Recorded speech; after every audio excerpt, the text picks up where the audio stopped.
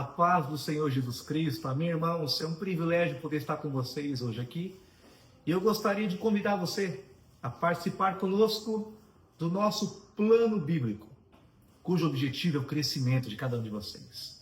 E hoje eu quero abordar um dos livros mais fascinantes da Bíblia Sagrada, o livro de Juízes. É um livro perturbador e ao mesmo tempo surpreendente. É uma literatura bíblica que não suaviza a realidade humana, não. Ou seja, ela exibe guerreiros com defeito de caráter, mulheres corajosas como foi Débora, votos trágicos como fez Jefté, idolatria escancarada, violência como no final do livro. Podemos dizer que é uma espiral descendente, sabe? Que acaba culminando em uma guerra civil.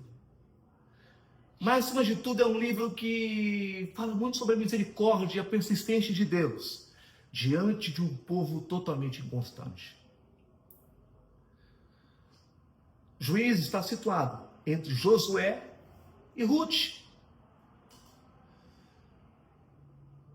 Josué é um grande conquistador, porém, depois de sua morte, a nova geração de israelitas, irmãos, fizeram aliança com as nações antigas. A geração antiga tinha deixado o povo na terra, fazer aliança com o inimigo, atitude que resultou em idolatria e imoralidade. Podemos parafrasear, é como fosse um GPS desequilibrado, totalmente descalibrado. Imagine que você viaja e o GPS do seu carro começa a falhar. Ele não indica mais o norte. Em vez disso, ele recalcula a rota baseando apenas no que você sente vontade de fazer. Se você vai para a direita, para o canteiro ele vai. Se vai para a esquerda, ele vai. Ou seja, siga totalmente a vontade do seu coração. E o resultado seria o quê? O caos absoluto. Acidentes, tragédia. E o livro de Juízes retrata sobre isso. Um povo com a espiritualidade quebrada. A bússola não era mais, podemos dizer, a lei de Deus, mas o desejo desenfreado de cada coração. Imagine uma sociedade onde não há liderança firme, cada pessoa decide o que acha por certo. Valores, preceitos, totalmente cheio de más intenções. Essa é a realidade retratada no livro de Juízes. Eu quero ler com vocês um versículo que retrata a situação da época em Juízes 21, 25, que diz assim: naqueles dias não havia rei em Israel, cada um fazia o que achava certo. Ou seja, entenda comigo, então estava preso aos desejos pessoais, sim. E você pode pensar, mas qual era o cenário dessa época? O cenário era esse, era a morte de Josué, e esse período permaneceu até a ascensão quase de Saul, a monarquia, que é chamada a Idade das Trevas. Então pensa comigo, cerca de 340 anos que perdurou este livro dos Juízes.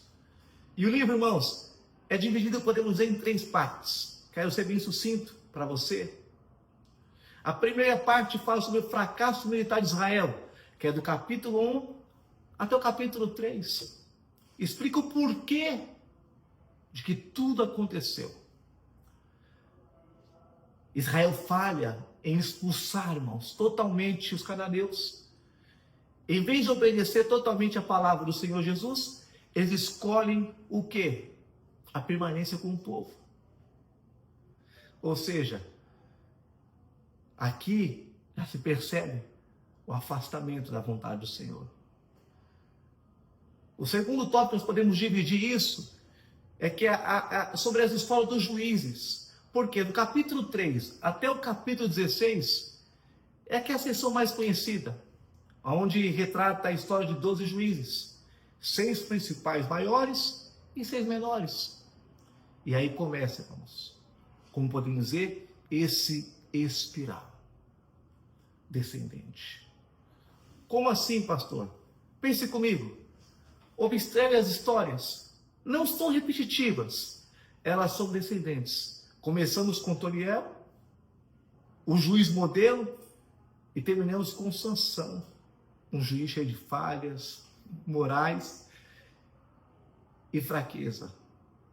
Do capítulo 17 até o capítulo 21, você vai ver bem claro, aonde o texto que eu li é uma parte aonde você vai analisar acidentes chocantes.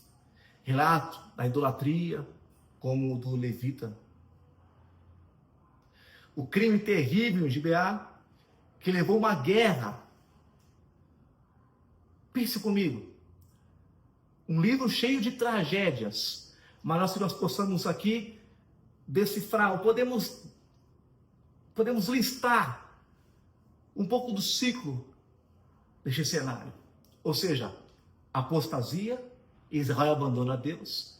Ira divina, Deus entrega Israel nas mãos dos opressores. Opressão, que seria o sofrimento. Clamor pela misericórdia divina. Deus, o povo grita e o povo entra. Deus entra com a sua misericórdia e aí levanta um libertador e traz paz. Este era o ciclo, irmãos. O povo pecava, andava uma vida totalmente errônea, Deus levantava opressores, e depois, irmãos, o povo chorava e Deus entrava com a sua misericórdia, levantando um juiz. Então vamos lá. Aí começa o ciclo da infidelidade. Eu quero tirar algumas lições com vocês dentro desse texto, rapidamente. Aqui eu vejo a primeira lição, o perigo da convivência com o pecado. Imagine o exército de Israel entrando em Canaã e Deus dá uma ordem clara, expulse totalmente os cananeus. Mas os israelitas olham e vê, tem ferramenta de ferro, boas plantações, suas mulheres, e decidem assim, nós não precisamos expulsar nada disso, vamos deixá-lo como escravos. O que parecia um pragmatismo tornou-se um laço. Eles não venceram a cultura cananeia, foram totalmente absorvidos, sim, totalmente absorvidos seria a palavra correta, pela cultura. O povo cananeu era um povo idólatra, cultuava o deus Baal, que era deus da fertilidade, a Azera. A religião era totalmente sensual e atraente. Eis aí o perigo. Eis aí o perigo. Israel tentou sim ser pluralista, servindo a Yahvé, a Deus no sábado e buscando Baal para a colheita na segunda-feira. João Calvino deixa uma frase que é fantástica. O coração humano é uma fábrica de ídolos. E qual a aplicação prática que você possa aprender, que nós podemos aprender por meio disso? Fé não é herdada, precisa ser ensinada e vivida. Pequenas concessões espirituais geram grandes quedas. E aqui eu vejo a necessidade de disciplina espiritual constante. Outra coisa, houve uma falha. Moisés deixou um líder. Josué não teve a capacidade, quem sabe, de levantar alguém para poder dar continuidade. Então, guarde essa palavra no seu coração. Aonde podemos ver Cristo em tudo isso? Eu posso ver a parte cristológica, o que aponta para Cristo como único capaz, sabe de quê? De restaurar o coração humano de forma definitiva. Então entenda, a segunda lição que eu tiro por meio deste livro é que os juízes foram libertadores imperfeitos, totalmente imperfeitos. Débora, Gideão, Sansão, entre outros. Deus levanta líderes improváveis, irmãos. E aí você fala, mas qual é o papel desse juiz? Era um magistrado? Não, juiz era mais um libertador militar. Liderança carismática, não institucional, não. Uma sociedade que dependia de figuras temporárias. Ou seja, Deus levantava, derramava o teu Espírito Santo e ali libertava o povo das mãos dos opressores. Aqui eu gostaria de rapidamente resumir para vocês alguns juízes como Otiniel, como Eude, como Zangar, como Débora, como Gideão, Abimeleque, Tolá, Jair, Jefté, Ibizan, Elon, Abidom e Sansão. Homens que fizeram o seguinte: colocaram sua vida à disposição. Começou com um homem que era fantástico no seu modelo exemplar, mas terminou como Sansão, um homem que libertou sim o povo das mãos ali, quem sabe, dos filisteus. E Deus levantou nesse período muitas nações para subjugar. Nações como Mesopotâmia, Moabe, filisteus, os próprios cananeus, medianitas. Então pense comigo, Deus usa pessoas imperfeitas. Nossas limitações são muitas, mas Deus levanta homens falhos para poder realizar o seu propósito. Juízes apontam para Jesus, sabia? Eles libertam temporariamente, mas Cristo liberta definitivamente. E a terceira lição para a gente poder finalizar é que quando Deus não governa mais, há um colapso total na sociedade. Capítulo 17 ao capítulo 21. Imagine a sociedade. Cada pessoa, como falamos, age segundo a sua vontade. A religião é usada apenas para justificar desejos pessoais. Não há mais uma moralidade em tudo isso. É um cenário realmente de crise. Não apenas uma crise entre as tribos, mas uma sociedade em colapso. Então vamos lá. Pense comigo. Espiritualidade corrompida, ídolos dentro de casa, sacerdotes manipulados, cultos sem verdade, relativismo moral, desintegração social, irmãos, violência extrema, sei lá, 19 a 21, ao ponto de cortar o corpo e entregar para as tribos com uma revolta social. Isso mostra um princípio maravilhoso. Tim Keller, ele dá uma palavra interessante sobre isso. Quando Deus deixa de ser o centro, qualquer coisa pode ocupar o seu lugar. E em Juízes, esse qualquer coisa resulta em destruição moral e social.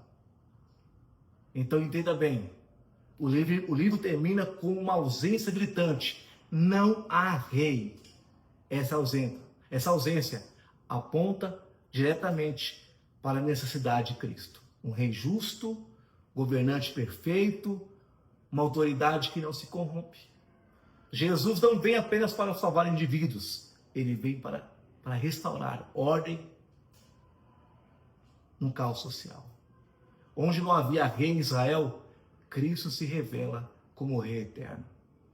Então aprenda, com todo o cenário de Juízes, quando Deus não governa o coração, algo mais governará. Sociedade realmente refletem a condição espiritual das pessoas. Cristo não quer apenas ser parte da vida, ele deve ser o centro de tudo. Aí está o problema.